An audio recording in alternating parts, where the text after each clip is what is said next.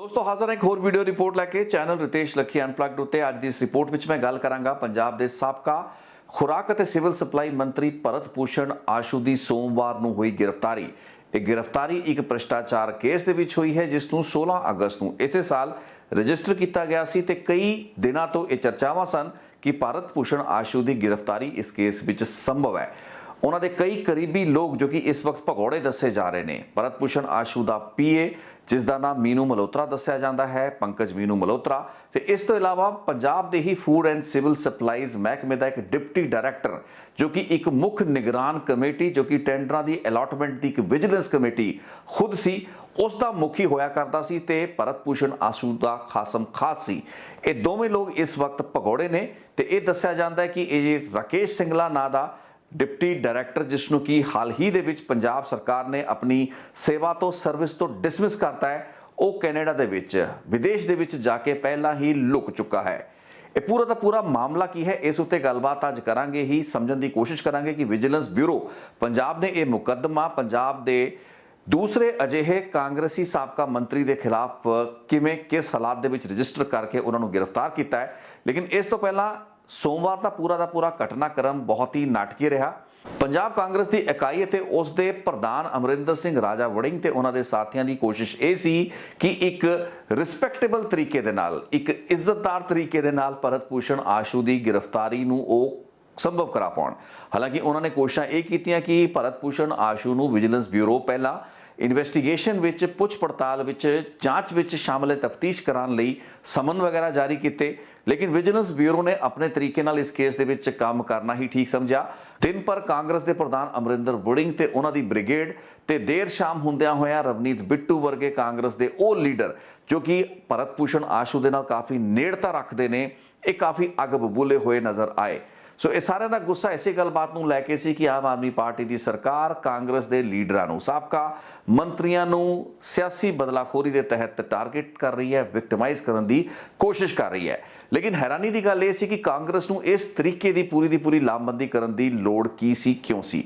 एक मंत्री साबका मंत्री के खिलाफ जो कोई केस रजिस्टर किया जाता है उसकी जिहड़ी भी कानूनी कार्रवाई है जो कि किसी भी आम आदमी के नाल ठीक उस तरीके नाल हुंदी है जिवें कि भरत भूषण आशू के नाल हो रही है। उस स्थिति में भी जदों कि भरत भूषण आशू के नाल दे दो बड़े ही की जिहड़े एड्स मन्ने जाते हैं, उन्होंने खासम खास मन्ने जाते हैं, वो या तो भगौड़े चलते पे ने या फिर विदेशों में जाके लुक चुके हैं। जदों वो लोग इस तरीके का व्यवहार कर रहे हों तो विजिलेंस ब्यूरो इस चीज़ को जरूरी समझता होए कि भरत भूषण आशू को गिरफ्तार करना है तो उस दे विच विरोधी धिरां नूं कोई इतराज़ इस तरीके के नहीं होने चाहिए थे जिस तरीके के दृश्य अज वेखण नूं मिले। इत्थे इस चीज़ की बहुत हैरानी भी हुंदी है ते अफसोस भी हुंदा है कि कांग्रेस वर्गी जथेबंदी के बड़े सीनियर लीडर ते अहुदेदार अपने एक अजिहे कलीग के नाल खड़े हुए नज़र आए जो कि भ्रष्टाचार के सीरीयस केसां दे विच इस वक्त गिरफ्तार किया जा चुका है। ठीक है, एक पार्टी ने अपने वर्करां ते अपने लीडरां की मदद करनी हुंदी है, लेकिन कानून नूं अपना काम करन दिता जाए। इस चीज़ की जिहड़ी सेंस है साडी पोलीटिकल लीडरशिप विच कदों आएगी।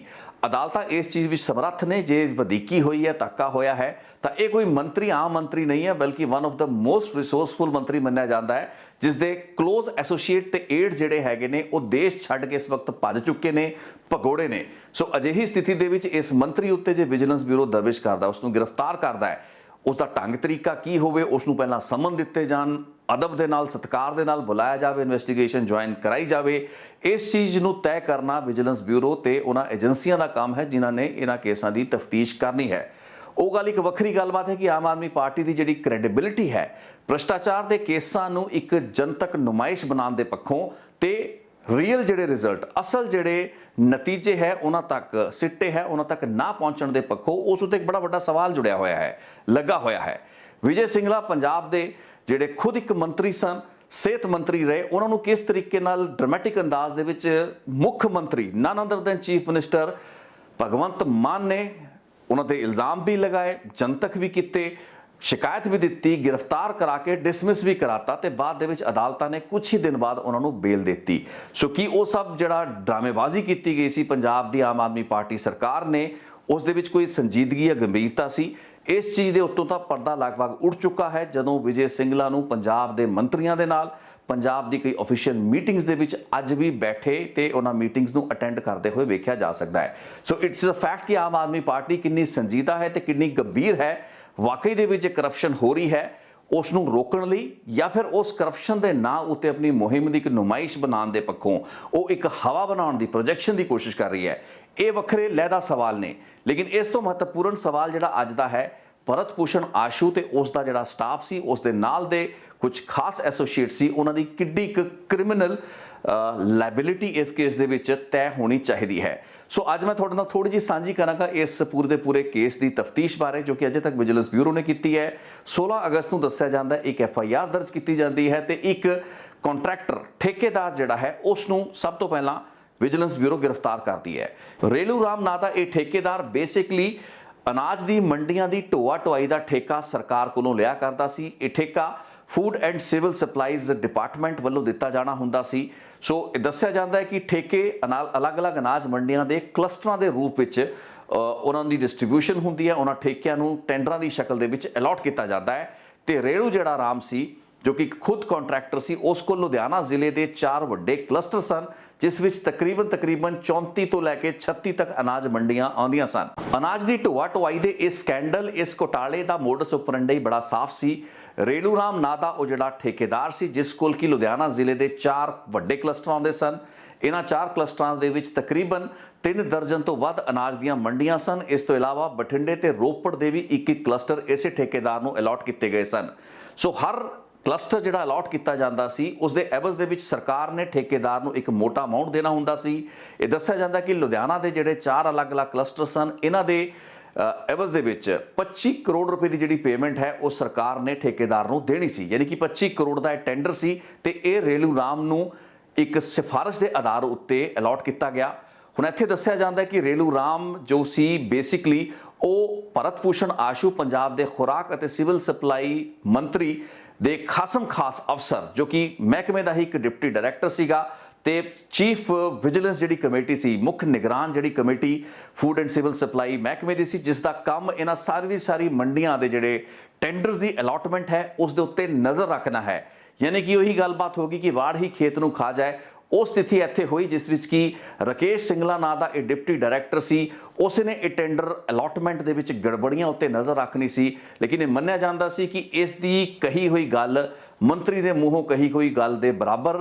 ਰੁਤਬਾ ਤੇ ਵਜ਼ਨ ਰੱਖਦੀ ਸੀ ਤੇ ਇਹੀ ਕਾਰਨ ਸੀ ਕਿ ਰਾਕੇਸ਼ ਸਿੰਗਲਾ ਹੀ ਇਹ ਸਾਰੇ ਦੇ ਸਾਰੇ ਟੈਂਡਰਾਂ ਦੀ ਅਲਾਟਮੈਂਟ ਦੇ ਵਿੱਚ ਇੱਕ ਮੇਨ ਸੂਤਰਧਾਰ ਸੀ। ਸੋ ਰੇਲੂ ਰਾਮ ਨਾਂ ਦਾ ਜਿਹੜਾ ਠੇਕੇਦਾਰ ਸੀ ਤੇ ਉਸ ਦੇ ਨਾਲ ਕੁਝ ਹੋਰ ਸਬ ਠੇਕੇਦਾਰਾਂ ਦੇ ਵੀ ਨਾਂ ਸਾਹਮਣੇ ਆਏ ਨੇ। ਉਸਨੇ 20 ਲੱਖ ਰੁਪਇਆ ਮੰਤਰੀ ਭਰਤ ਭੂਸ਼ਣ ਆਸ਼ੂ ਤੱਕ ਪਹੁੰਚਾਇਆ ਤੇ ਜਿਹੜੀ ਪੇਮੈਂਟ ਸੀ ਉਹ ਥਰੂ ਰਾਕੇਸ਼ ਸਿੰਗਲਾ ਰਿਸੀਵ ਕੀਤੀ ਗਈ, ਯਾਨੀ ਕਿ ਡਿਪਟੀ ਡਾਇਰੈਕਟਰ। 20 ਲੱਖ ਰੁਪਏ ਦੇ ਆਸ-ਪਾਸ ਜਿਹੜੀ ਰਕਮ ਹੈ ਉਹ ਮੰਨਿਆ ਜਾਂਦਾ ਹੈ ਕਿ ਡਿਪਟੀ ਡਾਇਰੈਕਟਰ ਨੇ ਵਸੂਲੀ ਜਾਂ ਰਿਸੀਵ ਕੀਤੀ ਔਨ ਬਿਹਾਫ ਆਫ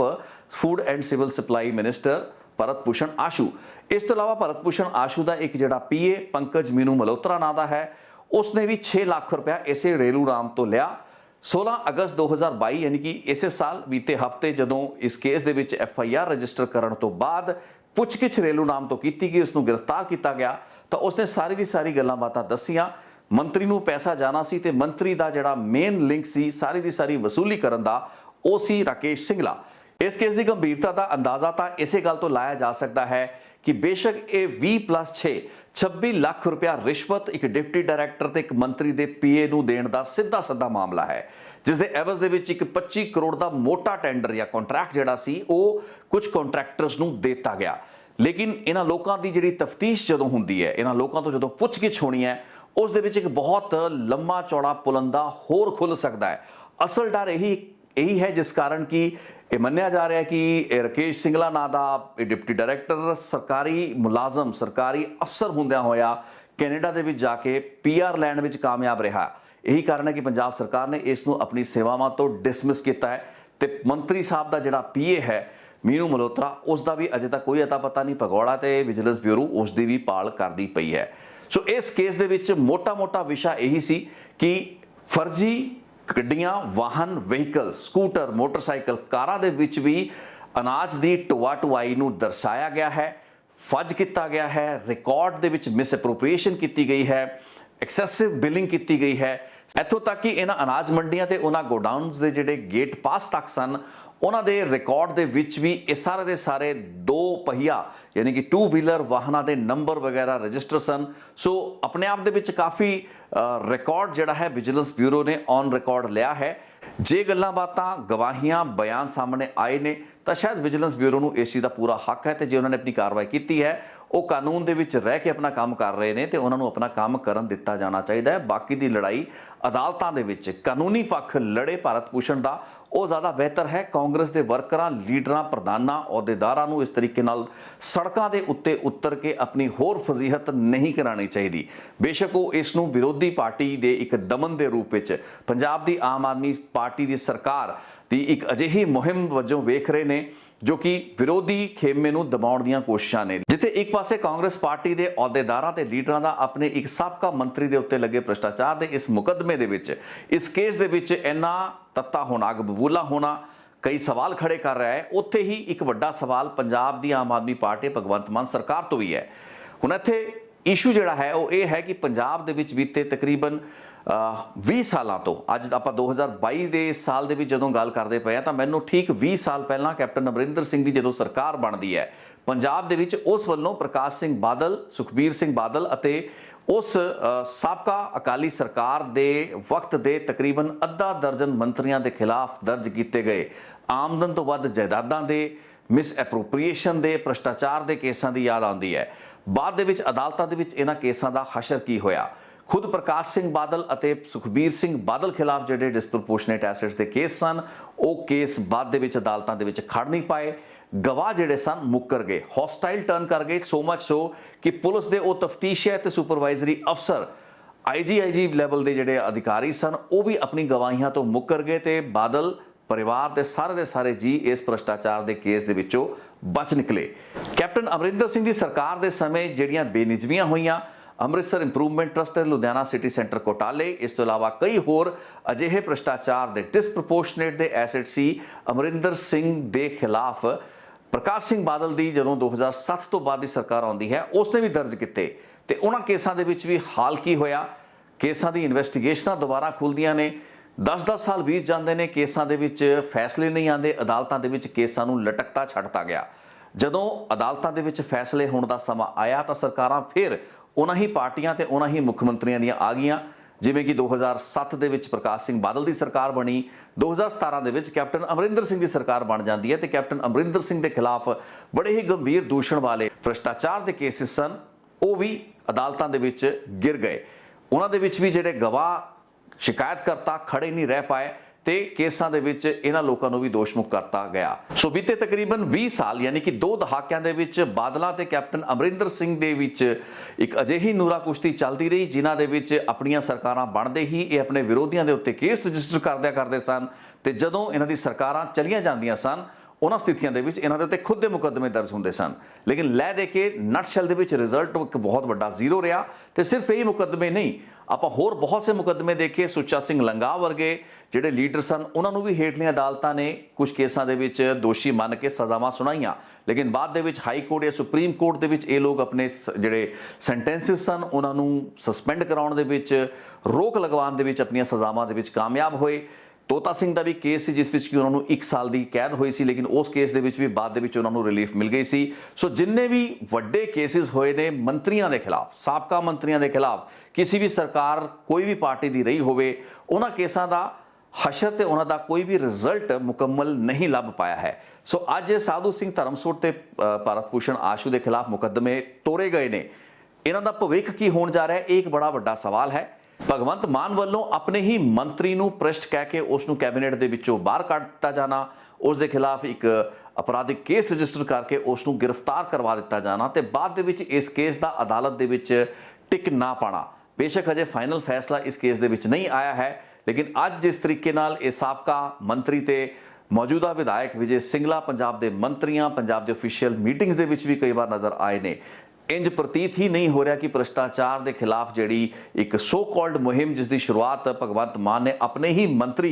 नूं बर्खास्त करके उसनूं गिरफ्तार करवा के की सी, वो किसी भी सिट्टे उत्ते पहुंचती नज़र आ रही है। सो जो मुख्यमंत्री के अपने मूहों कही गई गल का कोई वजन नहीं है, उस दे विच कोई दम ही नहीं है। ਸੋ ਅੱਜ ਇਹਨਾਂ ਵਿਜੀਲੈਂਸ ਦੇ ਕੇਸ ਆ ਜਿਨ੍ਹਾਂ ਦਾ ਪਿਛੋਕੜ ਵੇਖ ਲਈਏ, ਹੋਈ ਪੰਜਾਬ ਦਾ ਵਿਜੀਲੈਂਸ ਬਿਊਰੋ ਹੈ ਜਿਸ ਦੇ ਆਪਣੇ ਅਫਸਰ ਆਪਣੇ ਵੱਲੋਂ ਦਰਜ ਕੀਤੇ ਗਏ ਕੇਸਾਂ ਤੋਂ ਮੁੱਕਰ ਗਏ, ਹੌਸਟਾਈਲ ਟਰਨ ਕਰ ਗਏ। ਅਦਾਲਤਾਂ ਨੇ ਇਹਨਾਂ ਦੇ ਖਿਲਾਫ ਆਰਡਰ ਪਾਸ ਕੀਤੇ, ਡੀਆਈਜੀ ਪੱਧਰ ਦੇ ਅਫਸਰਾਂ ਦੇ ਖਿਲਾਫ ਆਰਡਰ ਪਾਸ ਹੋਏ ਤੇ ਬਾਅਦ ਦੇ ਵਿੱਚ ਇਹੋ ਜਿਹੇ ਅਧਿਕਾਰੀਆਂ ਜਿਨ੍ਹਾਂ ਨੇ ਸਮੇਂ ਦੀਆਂ ਜਿਹੜੀਆਂ ਸਰਕਾਰਾਂ ਸਨ, ਤਤਕਾਲੀ ਸਰਕਾਰਾਂ ਤੇ ਮੁੱਖ ਮੰਤਰੀਆਂ ਨੂੰ ਬਚਾਉਣ ਲਈ ਆਊਟ ਆਫ ਵੇ ਜਾ ਕੇ ਉਹਨਾਂ ਦੀ ਹੈਲਪ ਕੀਤੀ, ਉਹਨਾਂ ਨੂੰ ਪੰਜਾਬ ਦਾ ਡੀਜੀਪੀ ਵੀ ਲਾਇਆ ਗਿਆ ਤੇ ਉਸੇ ਵਿਜੀਲੈਂਸ ਬਿਊਰੋ ਦਾ ਚੀਫ ਡਾਇਰੈਕਟਰ ਵੀ ਲਾਤਾ ਗਿਆ। ਇਹ ਹੈ ਪੰਜਾਬ ਵਿਜੀਲੈਂਸ ਬਿਊਰੋ ਦਾ ਉਹ ਰਿਕਾਰਡ ਜਿਸ ਤਹਿਤ ਕਿ ਕਿਸੇ ਵੀ ਵੱਡੇ ਲੀਡਰ, ਮਜ਼ਬੂਤ ਸ਼ਕਤੀਸ਼ਾਲੀ ਸਾਬਕਾ ਮੰਤਰੀ ਨੂੰ ਅੱਜ ਤੱਕ